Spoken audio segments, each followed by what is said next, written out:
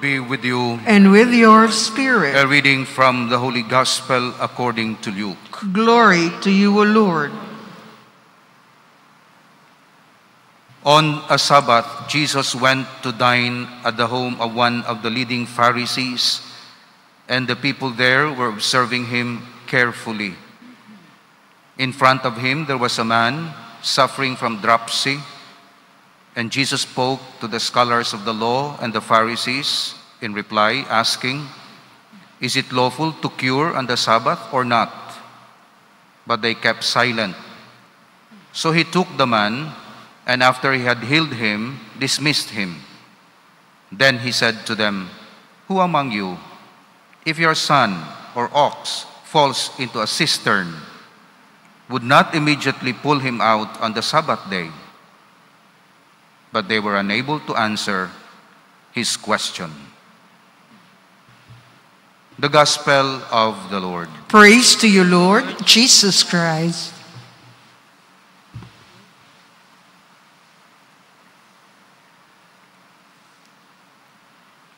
We continue to meditate on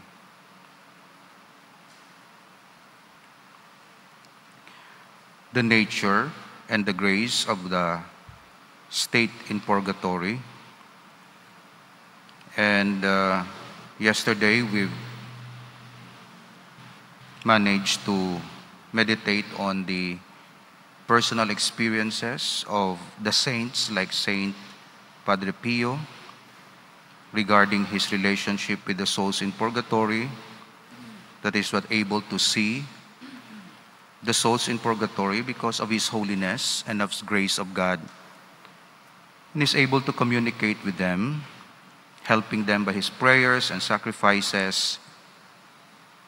And some of the souls in purgatory were permitted to give him thanks, so to say, to express their gratitude for his help, for his prayers, for his fasting and abstinence, and for his almsgiving, and so on and so forth. So basahan lang ninyo mga autobiography or mga experiences sa mga santos. Ang akong punto lang diri nga matuod gid nga may souls in purgatory, ginatagaan sila sang permisyon sang Dios magbalik, hindi magpahog sa aton, kundi mangayo sang bulig sa aton prayers, kag mag-warn sa aton, so to say, mag-remind sa aton nga matuod nga may purgatorio. Ang kalibutan, amat-amat nga nagadula sang iya pagtanaw sa realidad sang purgatorio, kay ginakaon sang kalibutan ang tiyempo, ang aton strength, ang aton nga abilidad kag talents para lang diri sa kalibutan, kag hindi na magamit para magsaka sa langit o magdala sa tawo magbalik sa Dios. Pero kita nga mga Katoliko, padayon nga nagapangamuyo kag ginaapresyar ini sa Biblia, kung ang isa ka tawo nagahalad sa pangamuyo para sa kalag sa purgatorio, ginaapresyar gini sa Biblia, kag ginatawag ini nga noble nga mga hilikoton. So ano karon ang aton response? Supposed to be makontinue ako sa mga stories sa mga santos, pero tungod manug takop na kita, lapit na lang ang All Souls Day. Of course, diretso na lang kita sa sini naman nga next nga points. Nabutang diri, of course, the church does not teach by the sacrifice of Christ. Ano kuno ang tatlo ka mga pamaagi nga mabuligan naton ang mga kalag sa purgatorio? Siling sang mga fathers of the church, siling niya tatlo: offer the holy sacrifice of the Mass, prayer, and works of expiation. So theologians note that there are also certain conditions to remember which aid our prayer. So gusto mo bala makabulig sa kalag sa purgatorio? Pagi sa imo pangamuyo, ilabi na gid ang santos nga misa. ilabi na gid ang misa kay ina pangamuyo mismo sa aton Ginoong Hesukristo. Ang iban nga pangamuyo, imo na o iya ni Pope so and so o iya sang simbahan nga gintukod, nga ginformulate, like mga novenas, simbahan man lang sila ang nag-formulate o individual person approved by the church authority. Pero ang misa, si Jesus ginagtukod. Kagang pari nga nagamisa is acting in the person of Christ. So hindi siyang nagamisa, si Christ gamisa. Kagang pari configured to Christ by the power of His ordination, nagamisa in the person of Christ. That's why ang words nga ginagamit sang pari sa consecration, iya ni Christ, hindi iya. This is my body. So kung akon ti akon body hatag ko sa inyo, kaya hamba ko, this is my body. Pero during that time, ang pari, wala nag-act as individual person, kundi as Christ. That's why, ang consecratory prayer, iyagid ni Christ. Powers ng Holy Spirit, nag-change sang bread and wine to the body of Christ. Kag siling sang pari, this is my body. Because that time, hindi si Father so and so, kundi si Christ siya, nga naghambal sa hostias, kag ang words nga ginagamit, ka-consecrate, naga-transubstantiate sa tinapay, amo ang words mismo ni Kristo sa Last Supper.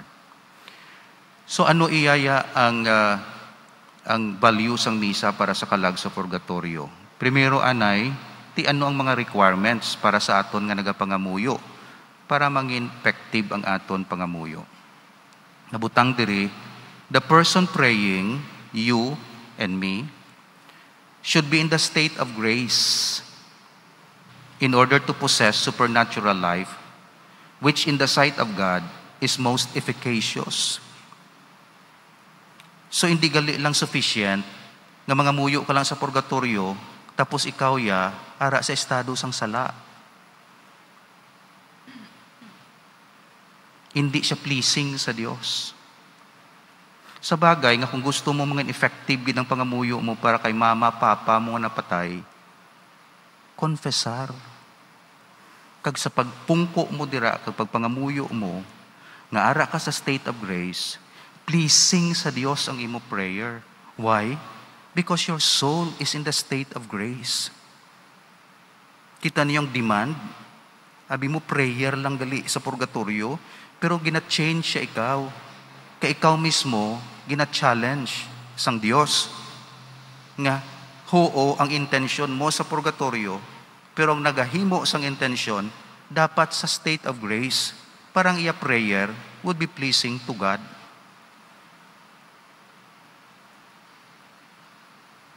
That's the requirement. That's why, sa Domingo nga mahatag ako sang general absolution. Hoping nga ang gusto iya mag-avail sang indulgences for themselves and for the souls in purgatory, maka-avail sini fully. Tungod kay ara sila sa state of grace when they pray at least once a year, November 2, for the souls in purgatory. Pwede man kita ka-continue praying. Di man available ang sacraments of confession all the time. Pero ti sa siling November 2, seryosohon tagid. Para nga bisan isa lang kamisa, ang effective ang value nagadepende gali sa disposition sang the one praying. The value sang misa, sang misa, value sang grace sang misa, wala lang nagadepende nga gin-pray mo lang to, kundi sa imo nga naga-receive sang grace. Kag most effective siya kunara ka sa estado sang grasya sang Dios. Taninyo, amuning natudlo sang simbahan. So it's not about bayad, mapasobre ako, mapaano ko. Parte na. Pero more than that, it's not about the sobre lang. It's about you. Kaduha nga requirements, prayer must be voluntary, proceeding from free will. Para ka mangin efficacious ang imo prayer sa purgatorio, it must be voluntary. Wala ka napilitan. Hindi ka indifferent. Kaya kung hindi voluntary, sige, simba to So wala siya power. Or, napilitan ka magsimba. Napilitan ka mag-offer. Mapilitan ka mag-pray. Wala siya value, gid. Minimum siguro, pero hindi maximum. So prayer must be voluntary. Hungod, gid. That's why sa akon ka-imbitar, gid ako sa November 2, hungda, gid. Makita mo ng hungod ya, nga willing ka mag-sacrifice ang imo time, magbugtaw kun aga pa, o mag-exert sang effort, extra prayer on that day, at least on that day. Ara ka sa state of grace.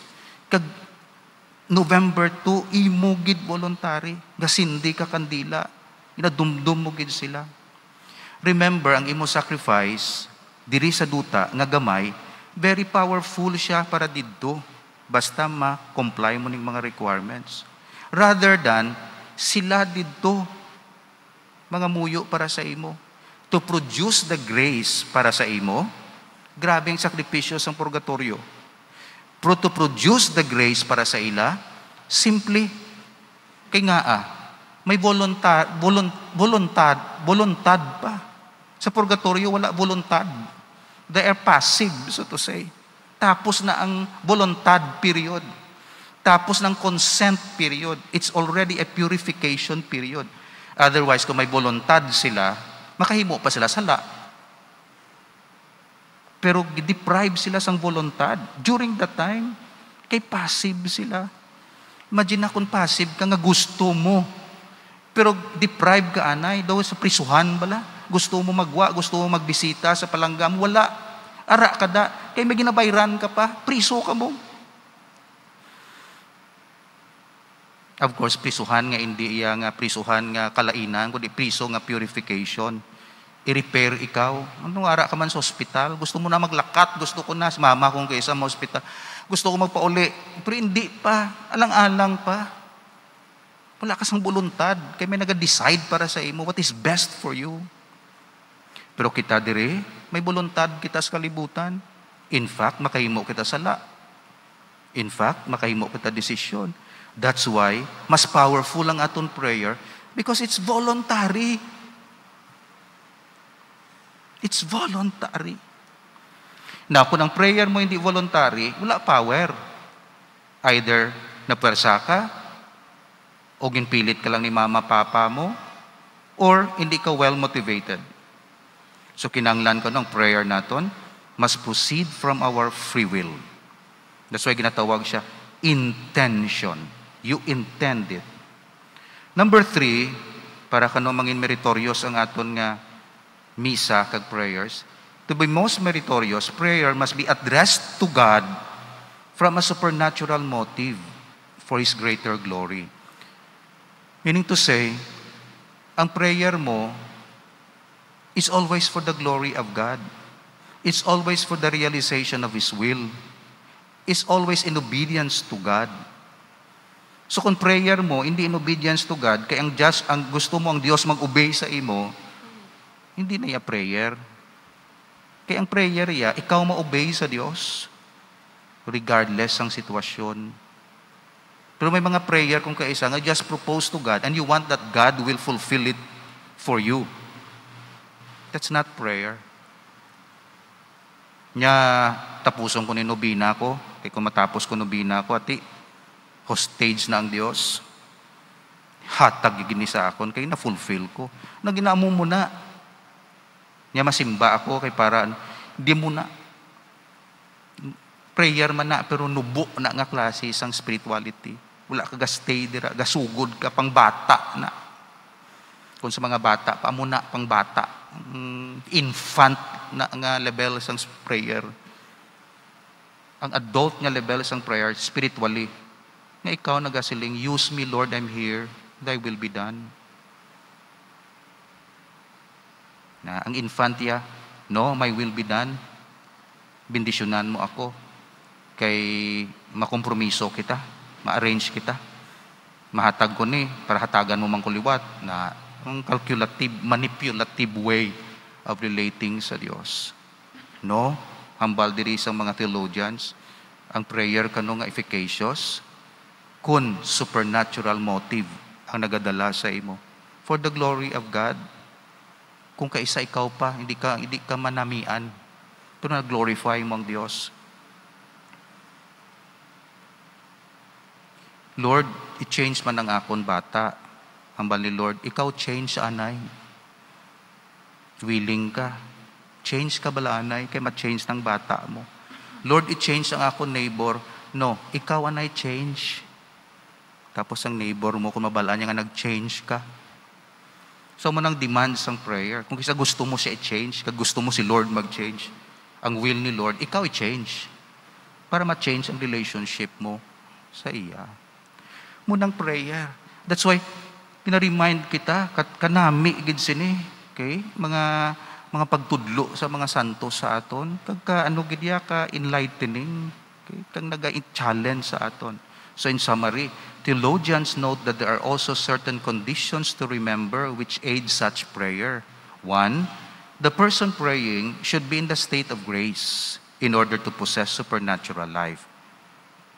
Di may general absolution sa Domingo. Kag siguro sa November 2, tanawon ko lang kung makita ko mga faces nga wala sa Domingo nga ina, we can extend, okay? Absolution sa sinang November 2 with the hope nga ara kita sa state of grace sa adlaw ngina mismo. Inaalaw man na sang simbahan, di talang pag-abusaran. Number 2, prayer must be voluntary, proceeding from our free will. And number 3, prayer must be addressed to God, pero from a supernatural motive, from faith. Okay? Hindi from needs. No? Gapray ka kay may need ka. Part na, pero pasakaon mo na. Gapray ka because you want to worship God. Gasimba ka kay may need ka. Partly, yes. Pero wala ka ga-stop dira. Gasimba ka to glorify God. Kaya kung mag-glorify mo ang Diyos, everything shall be added unto you. Seek ye first the kingdom of God, and everything shall be added unto you.